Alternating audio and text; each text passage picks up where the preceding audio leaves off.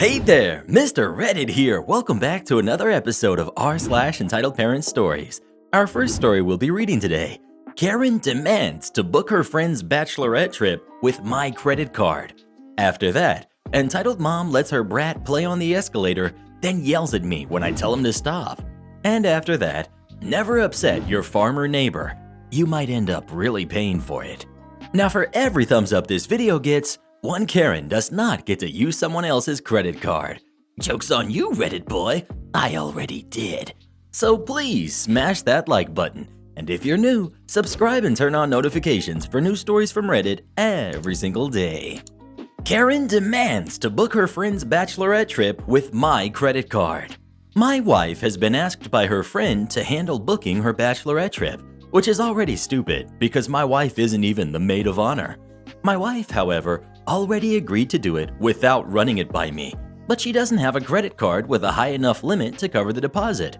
Also, several people have been very wishy-washy about going on the trip at all. She invited something like 16 people, and over half of them have been back and forth about whether or not they plan on actually going.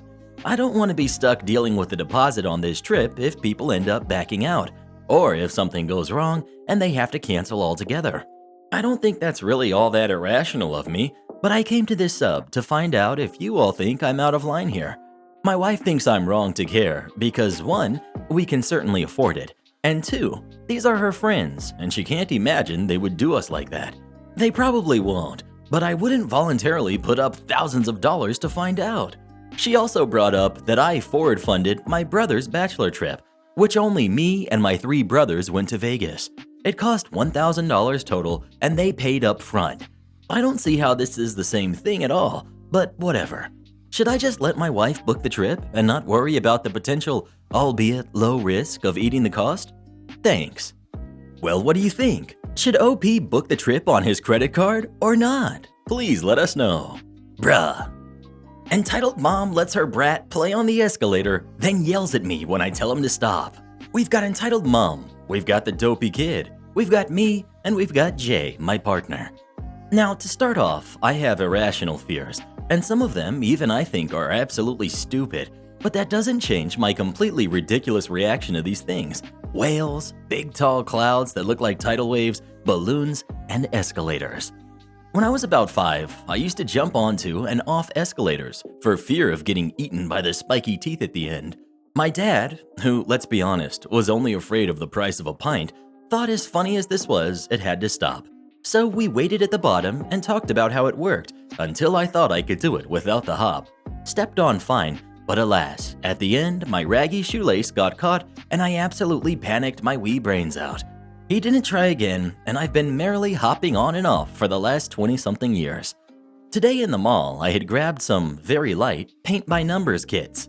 I am a laborer/operator by trade, and of course have gone and pinched a nerve in my lower back, so a few days off work is coming, and I will not stare at the wall the whole time. It hurts bad enough that my partner Jay was holding my handbag along with the heavier items we had bought. The entire ride after my half-hop grown onto the escalator, there was this kid about 7 or 8 running up and down, darting around people, just playing silly buggers. I ignored it as best I could until we came to the bottom, where the kid was just standing there staring at the ground, their feet half on and half off the later. I said, "Excuse me," quietly. "Excuse me," loudly. And finally, "Oi, kid, move it!" By this time, I'm mildly panicking, backing up as fast as my useless back will allow, with Jay trying his best to get out of the way and take the box out of my hands. The kid just looks at me and doesn't move, so I end up half-hopping past him. His mother is at the end of the escalator and just starts laying into me. How dare I yell at her precious baby? He wasn't doing anything. Now, I'm not the nicest person at the best of times, and I was in nothing but pain, as anyone with a pinched nerve can attest. So I snapped and told her an escalator is not a toy. Her kid is blocking the path to not only me, but elderly people, and she had no right telling me what to do if she couldn't even control a kid. All of a sudden, the security guy was there.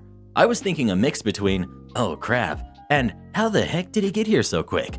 Turns out he had already spoken to entitled mom about letting her kid run amok in the mall, and this was the final straw. Get your kid and get out. The look on her face was priceless. She started yelling at him instead of me, thank God, and security guy gave me the "you can go" wave. We could still hear her yelling when we walked out the doors a good 200 meters away. So not super dramatic, but by God, lady, set a better example. Have you ever been afraid of escalators? Or what about elevators? Please let us know. Oh, don't even get me started on elevators. I can't stand those things. Never upset your farmer neighbor. You might end up really paying for it. So this didn't happen to me, but an attorney that I work with regularly as part of my job. He moved from a very high COL area to our rural community, sold his $2 million house, paid off and inherited from his grandparents, and bought 50+ acres with a huge house in a bedroom community that has a lot of dairy farms. He always used to say how it was much better living up here, both in terms of the lifestyle and monetarily, as his urban $2 million house had property taxes in excess of $40,000 a year. Now, in addition to the huge house, the property was mostly fields, 40-ish acres, and had a 10-acre or so large woodlot. After he moved into his new house, the attorney was approached by his neighbor, one of the area dairy farmers. The farmer told the attorney how he had a handshake agreement with the former owner of the attorney's home/property. The farmer would mow the fields for hay 2 to 3 times per year and would harvest a sustainable amount of trees out of the woodlot. In exchange, the former property owner got 10% of the chopped wood, which was more than enough to heat the house all year long without having to run the oil boiler for anything more than hot water.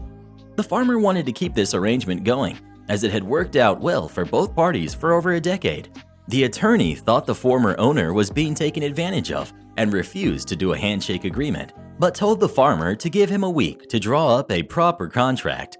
The farmer was not overjoyed with making this out to be more than a gentleman's agreement, but agreed to come back the following week. The attorney decided that what would be fair was that the farmer should pay him $1,000 each time he mowed the fields for hay, since the farmer would feed the hay to his cows for free otherwise, completely ignoring that the farmer was using his own equipment and time to do the haying, and that the lawyer deserved 50% of the chopped wood, not 10%, or at least the 50% of the revenue the farmer got from selling the excess chopped wood, again ignoring the equipment and time investment of the farmer. As you can guess, the farmer refused. This all happened in late 2019, when the fields were rather bare and the supply of chopped wood for the house was full. Well, here comes 2020, and now the fields start looking like garbage, because none of the other farmers will pay to hay the fields. In fact, after speaking with the first farmer, all of the other area farmers are unwilling to mow the fields unless the attorney pays them $1,000 per mowing. And of course, come wintertime, the attorney's woodpile is depleted, and he has to use the oil boiler to heat his entire home, costing well over $300 a month in winter heating costs. Now we come to early 2021, tax prep season. The farmer, being a good and dutiful community-minded citizen, informs the town that he did not cultivate any of the attorney's land for the entirety of 2020, nor did he know of any other farmers who did. Well, as it turns out, this is a big deal, because in our state, farmland is assessed at a much lower value than residential property, and additionally has a separate and lower tax rate.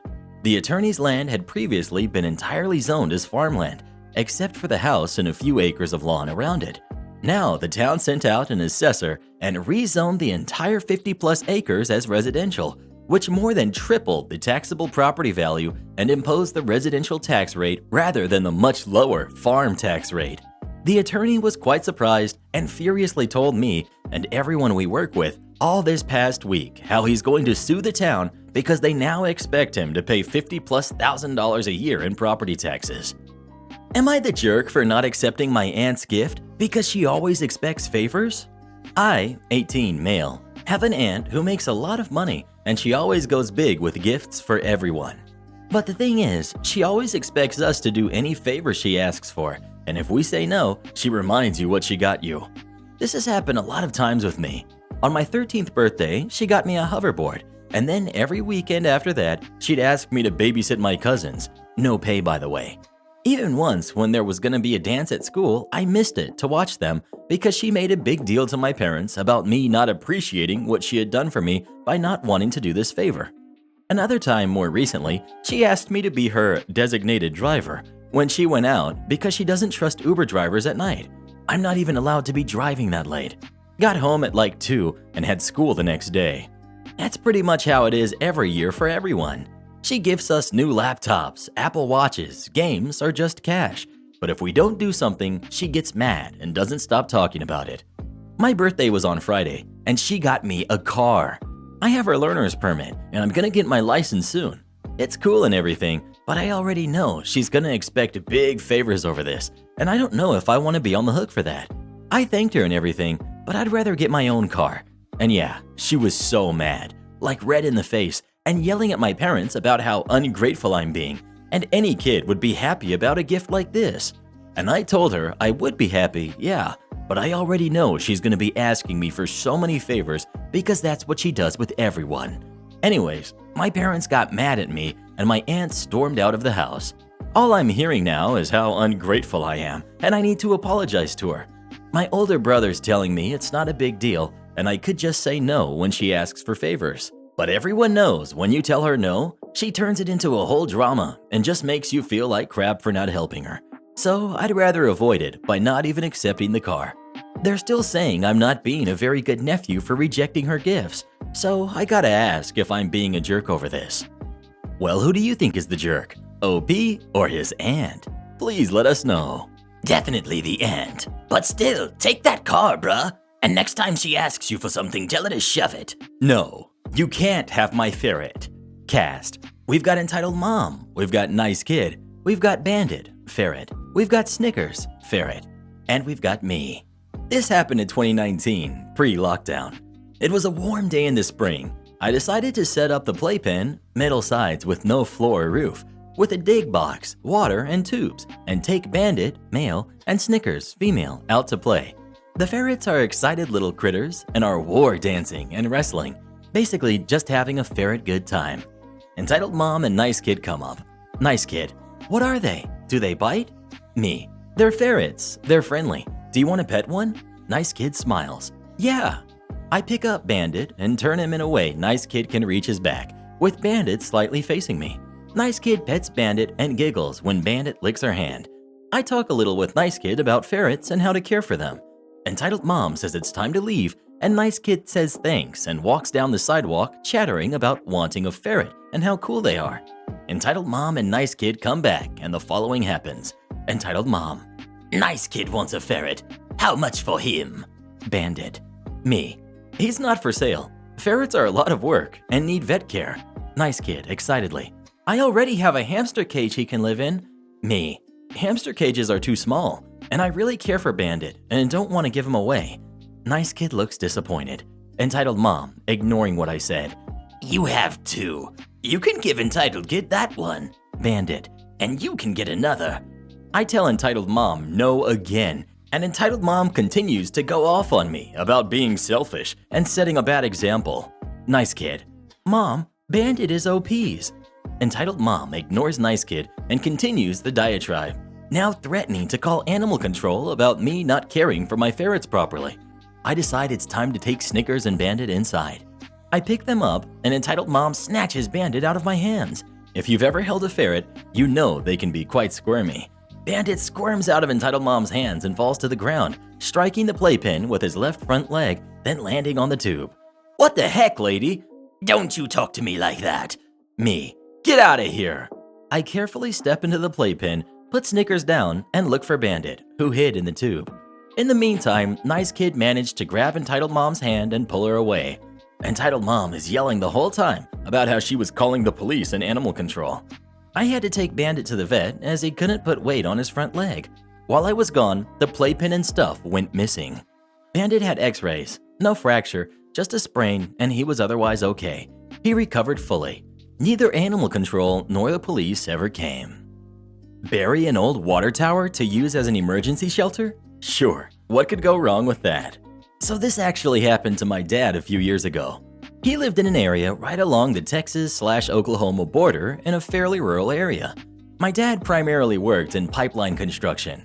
One day, my dad noticed someone had purchased a very large property not too far down the road. Turns out that the new neighbor was actually from the suburbs around Columbus, Ohio, and had just won a lottery prize. The man hadn't won the jackpot, but had won a smaller prize, around $2 million. My dad was also originally from Ohio, so he decided to say hello. A few days later, he meets the lotto neighbor. We'll call him Jim. Jim starts telling my dad about his dream to build his own self-sustaining homestead far away from the rest of society. Jim was very interested in prepping and convinced of a soon-to-come global societal collapse. He used his lotto winning to purchase the land and begin building his homestead. My dad honestly didn't find this that odd because many people in the area had some tendency toward independence, and those prepping shows were popular at the time. About a year later, Jim reached out to my dad to ask for help with a construction project that involves burying a large water tower in the ground. My dad is a little confused, but decided to go take a look. Turns out, Jim bought an old water tower, about 15 feet in diameter and about 15 feet high, for the purpose of reusing it as an underground shelter. Jim had recently completed the build of a prefab home on his property and wanted the water tower buried partially under the new home, with a trap door built in a closet to access it. My dad immediately thought this was the dumbest thing he had ever heard and proceeded to tell Jim all the potential issues with this plan. Jim cut him off and told my dad that his contractor for the home had basically told him the same, and so had several others he had contacted to try to get them to bury this water tower. However, Jim believed this was simply laziness on their part and had the utmost confidence in his plan. My dad left, but a day or so later, Jim contacts him again and asks about paying my dad to let him rent some construction equipment he had on his own property. My dad again goes over with him what a bad idea this is and how no legitimate crew would ever do this for him. Jim brings up using my dad's equipment and illegal laborers. My dad decides, well, if he's determined, might as well make a few bucks off lotto winner Jim. He quotes him some ridiculous price to rent his equipment and says he can ask a guy at work he knows about gathering up a group of day laborers. Jim agrees to the crazy price, and my dad gets in touch with a friend who had a crew of day laborers. A bit later, my dad asks his friend about how the project is going. He tells my dad how nasty Jim treated the workers, how stupid the whole plan is, and how his specifications for how he wanted this build were completely idiotic. Whenever they'd offer up suggestions or point out why something he wanted was wrong, he'd essentially shut them down and call them a bunch of names. So they buried the water tower and built this secret entrance exactly as he wanted, knowing it was completely stupid. He mentioned they only completed the job because Jim was paying them way more than they were used to making. Everyone agreed Jim was a jerk, but all the more reason to gouge your prices and take his money. A year or so goes by when my dad gets a frantic call from Jim. It had rained quite a bit, which was unusual for the area, and now the entire ground floor area of the back of his home was bowed upward about 2 feet. My dad goes to Jim's and takes a look around, realizing what has happened. Given that they had essentially just buried a large hollow object underneath his home, the rain caused the water tower to be pushed upward and right through his first floor. My dad explained the situation, and Jim immediately lost it. Started ranting about how he should have never used those laborers and how he was going to make them come fix it. My dad mentioned how that was probably impossible since most of them go back and forth across the border, but Jim was livid. My dad later found out from Jim that his insurance would not cover the damage to his home because he had buried a water tower under it without telling anyone. He mentioned trying to sue the insurance company, but that went nowhere. He also tried numerous times to find the day laborers, but was told you get what you get when you hire illegal workers to do a project that would never have gotten a permit. Over the months afterward, there was a lot of fallout for Jim, and he couldn't even live in his home due to the damage. It eventually was torn down to be able to remove the water tower from beneath it. He burned through his lotto winnings pretty fast, so we didn't have anything left to rebuild it.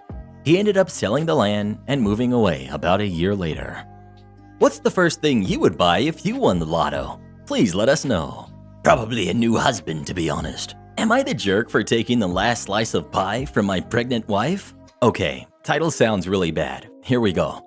My wife, 29, female, is in her 3rd trimester, and she and I, 28, male, have been married for 4 years. My sister is an amazing baker and has always sent delicious baked goods to family members. It used to be that wife and I would split the goodies pretty evenly, except for the lemon meringue pie, which my wife didn't like, but I loved, so I ate most of that. However, since she's become pregnant, my wife has developed a sudden hankering for the lemon meringue, so much so that, well, she usually ends up eating all of it now. I'm usually at work when my sister delivers the pie, so my wife, at home, will get to it first. I asked if she wouldn't mind saving me just a single slice, because I liked it a lot too, and she agreed. but then ended up eating it all and said she hasn't been able to stop her cravings. This happened for a second time, then a third time. I know it's silly to get worked up over a slice of pie, and she's pregnant, so of course her appetite is greater. But it was something I had been looking forward to, and then my expectations kept getting dashed. The fourth time, I again asked if I could have the last slice of pie. My wife said yes, as usual, and promised she meant it. This time, my shift ended early, so I arrived in time to see my wife chowing down. There was just one slice left, and she was eyeing it. When she saw me, she apologized and asked if she could have the last slice. That now that she had started eating it, she couldn't help but really need it. On the other hand, I had been looking forward to the pie all day. I said no. We talked about this, and you already had the whole rest of the pie. I then took the slice and started eating. My wife immediately burst into tears and ran out of the room, and she's been in there since and not talking to me. I now feel really bad. I didn't think she would react this way, and the pie was not worth whatever distress I caused her. Instead of lemon meringue, I only taste regret. So Reddit, am I the jerk for eating that slice? Edit. Wow, thanks for all the perspectives. A lot of this didn't occur to me. I'm still catching up on the comments, so apologize if I don't get to some questions. As a quick update, my wife came out of the bedroom, and before I could say anything, she apologized. She said that she felt embarrassed about her eating habits for a while. She used to be an extremely healthy eater before the pregnancy, and when I took the last slice, it just drove home all those insecurities. She said she had felt bad every time she ate the pies before and was upset at her own lack of self-control. I apologized as well and told her my issue with the pie was a very silly, insignificant concern next to what she was doing, carrying a baby, and I cared much more about her feelings.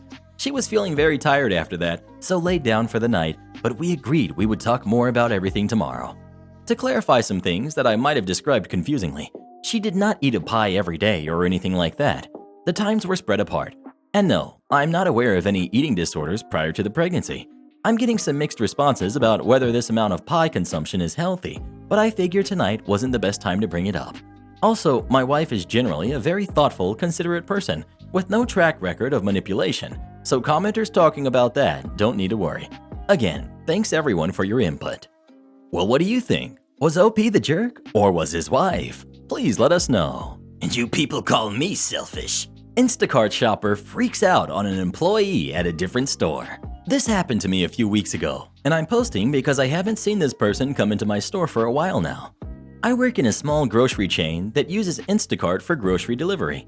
Since a lot of the shoppers do this full-time, I've gotten to know some of them, and a lot of the others know who I am. I live closer to another one of our stores, so I usually shop there if I have to buy food on my off days.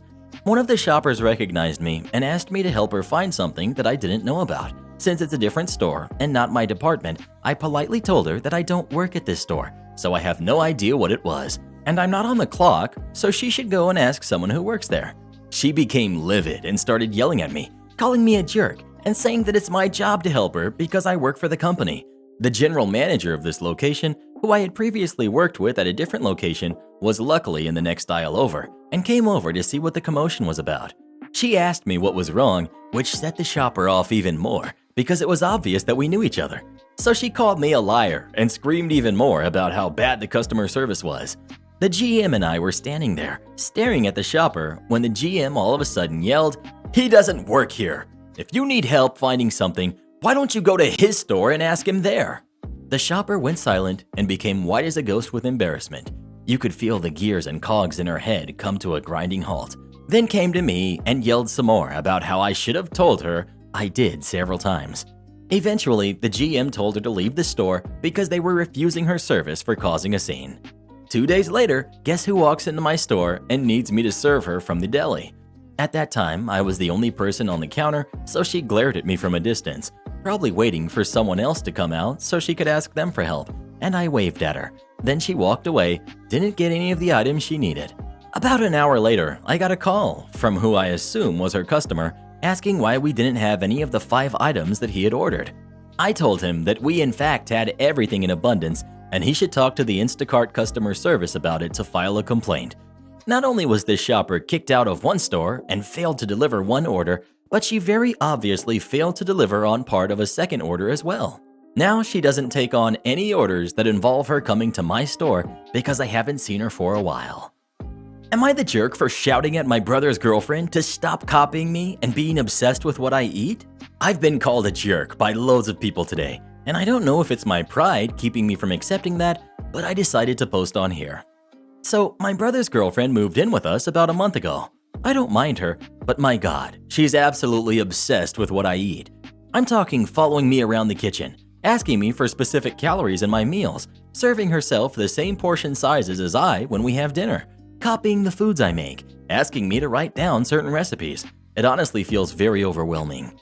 I've spoken to her about this as well as my brother, and the general consensus is that she's trying to get healthier, and apparently my meals motivate her to do so. Editing in. This upsets me because I have a particular diet that I need to follow due to my severe stomach issues, and she's making it seem like my dietary requirements are her new fad diet, and I know for a fact that she didn't eat like this before she moved in with us. Well, the issue is that the food I eat is absolutely not enough to sustain her. I'm barely 5 feet and eat small amounts due to my stomach illness that limits how much/what kind of food I can keep down at times. I've told her this, but she doesn't care as she thinks it might get her fitter sooner. I expressed that I felt uncomfortable being stalked around the kitchen every single day, but she just would not stop or listen to me. Today I woke up and went to go get an Actimel from the fridge, and as if she was waiting for me, she rushed out of her bedroom and followed me step by step to the kitchen to also grab an Actimel. At this point, I was just so uncomfortable and frustrated and semi-shouted at her if she could please get off my case and go research healthy meal ideas on Google instead of stalking me around the kitchen. She left to go back to the bedroom, and seconds later my brother came out asking what my problem is. And then, like the domino effect, my mom also caught on to what's going on and told me to apologize to her for being unkind. So, am I the jerk for asking her to stop obsessing over and copying what I eat? Edit. Just to add why it bothers me that she copies the food I make. So for example, the last time I had a really bad day with my stomach, I could barely eat and made myself some plain rice and boiled veggies. She literally didn't eat anything all day until I made myself that food, and then she quickly followed to making the exact same thing. That really upset me because I can't control if my illness will be bad or not that day, and it's not my choice if I have to eat super bland food, but she makes it seem like my dietary requirements are her new fad diet. I keep getting asked why I didn't speak to her about this before today, but I did, and to my brother. I mentioned this in my post twice. I highlighted it, so hopefully you can see. I told her how uncomfortable it made me that she kept stalking me around the kitchen all day, every day, and even offered to help her find some healthy recipes on Google for her to try out. But she was not having any of it and carried on following me around the kitchen. Well, what would you do if someone kept following you around the kitchen and copying everything you ate? Please let us know. I'd probably put some laxatives in their food, to be honest. He's your brother.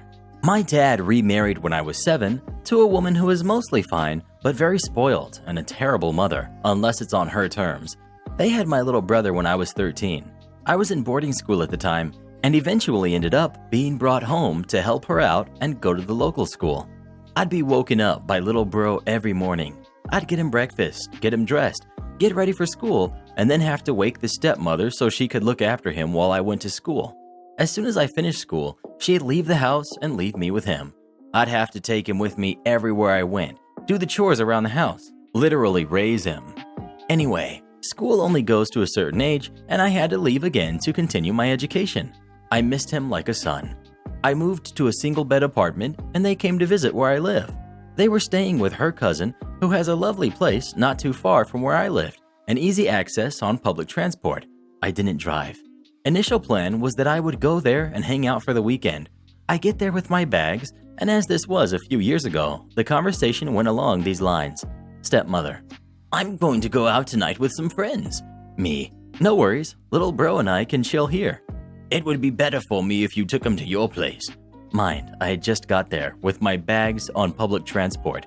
Me, a pushover. Okay, I guess he can sleep on a blow-up mattress. I call the boyfriend and he comes to get the little bro and I and takes us back to my apartment. He plays with us for a bit and goes home.